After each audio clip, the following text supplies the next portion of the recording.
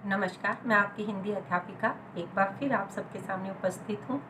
अपने हिंदी विषय को आगे बढ़ाते हुए आज हम करेंगे रामधारी सिंह दिनकर द्वारा रचित एक कविता जो कि है भगवान के डाकिए, जिसके अंतर्गत हमारे जो कवि हैं उन्होंने बताया है कि जो भगवान है, जो प्रकृति है, वो कभी भी इंसान में भेदभाव नहीं करती और किस प्रकार से जो हमारी प्रकृति है वो एक दूसरे देश को एक दूसरे से जोड़ती है, एक दूसरे देश को ये सिखाती है, ये दिखाती है कि जो भगवान है, जो धरती है, जो आसमान है, जो पंछी है, जो मौसम है, वो सबके लिए एक जैसा ही है, उसमें कोई भेदभाव नहीं है।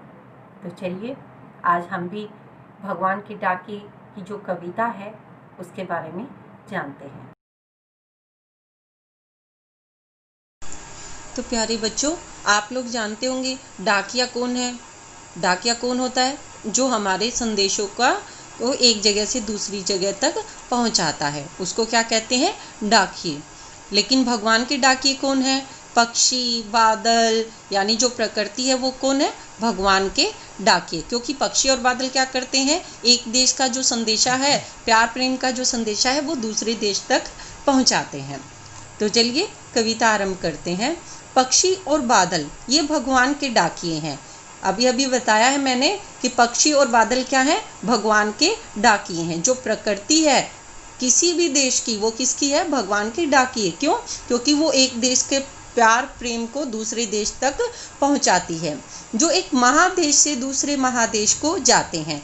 देखिए, प्रकृति कभी सीमित नहीं रखी जा सकती, आसमान को कभी नहीं बांटा जा सकता। तो जो प्रकृति है वो हमारे देश में जो कुछ भी है वो क्या करती है? दूसरे देश तक उसको पहुंचाती है। महादेश यानी महान देश तक। कवि हर देश को क्या मानता है? महान मानता है। हम तो समझ नहीं पाते हैं, मगर उनकी लाई चिट्ठियाँ पेड़ पौधे पानी पहाड़ बाँचते हैं। बाँचते का मतलब पढ़ना। कवि कहते हैं कि जो प्रकृति जो संदेशा लेकर आती है, पक्षी बादल जो संदेशा लेकर आते हैं, उसको हम तो नहीं समझ पाते, लेकिन उनके द्वारा लाई गई चिट्ठियाँ, उनके द्वारा लाए गए जो संदेशे हैं, उसको कौन समझ पाता है? पेड़ पौधे पानी पहाड़ सब पढ़ लेते हैं। वो किस प्रकार पढ़ लेते हैं? क्योंकि जो प्रकृति है जैसे ही एक देश से दूसरे देश में जाती है, जैसे ही बादल एक देश से दूसरे देश में जाते हैं, उन पेड़ पौधों पर पानी बरसाते हैं, तो वो क्या होता है? उनको उसमें प्रेम दिखाई देता है। किनको? पेड़ पौधों को, प्रकृति को उसमें प्रेम नज़र आता है। पक्षी हैं, पक्षी एक देश से दूसरे देश में क्या करते हैं? एक देश की जो चहचहाट, जो खुशी है, जो खुशबू है, वो दूसरे देश तक पहुंचाते हैं। तो वो दूसरे देश की प्रकृति को वो अपने से लगते हैं और उनके प्यार प्रेम का संदेशा दूसरे देश की प्रकृति अच्छे से समझ लेती है। तो कहने का भाव कवि का यही है कि जो प्रकृति है वो क्या करती है? एक देश से दूसरे देश तक अपने प्यार प्रेम को किसके माध्यम से? प्रकृति के माध्यम से ही पहुंचाती है। हम तो केवल यह आंकते हैं कि एक देश की धरती दूसरे देश को सुगंध भेजती है और वह सौरभ हवा में तैरते हुए पक्षियों की पांखों पर तिरता है और एक देश का भाप दूसरे देश में पानी बनकर गिरता है। अब देखिए, कवि कहता है कि हम तो केवल यह आंकते हैं। आंकना होता है अनुमान लगाना, कि हमें तो बस इतना ही अनुमान लगाते हैं कि हमारे देश की जो प्रकृति है वो अगर दूसरे देश में चली जाती है, लेकिन उसमें जो प्यार प्रेम है, उस प्यार प्रेम को एक देश की प्रकृति के प्यार प्रेम को दूसरे देश की प्रकृति ही समझ सकती है। अब देखिए, कवि कहते हैं कि एक देश की धरती दूसरे देश को सुगंध भेजती है, कि जो और वह सौरभ हवा में तैरते हुए, कि जब एक देश में पानी बरसता है, किसी भी तरह के फूल खिलते हैं, तो वो मिट्टी की सुगंध है, जो फूलों की, जो प्रकृति की जो खुशबू है, वो एक देश के जो पक्षी हैं, सौरभ भी सुगंध और सौरभ दोनों का ही मतलब गंध होती है, मतलब खुशबू होती है। तो वो खुशबू क्या करती है कि जो पक्षी हैं वो जब हवा में उड़ते हैं एक देश से दूसरे देश में, तो जो उन पक्षियों की जो पंख है उनके ऊपर वो खुशबू उन पंखों के माध्यम से, यानी कि एक देश की खुशबू पक्षी अपने पंखों के माध्यम से दूसरे देश तक पहुंचाते हैं। यानी कि पक्षी अपने पंखों के माध्यम से क्या करते हैं कि एक देश में का जो प्रेम है, एक देश का जो सौंदर्य, जो खुशबू है, वो अपने माध्यम से दूसरे देश तक पहुंचाते हैं। और एक देश का भाप दूसरे देश में पानी बनकर गिरता है कि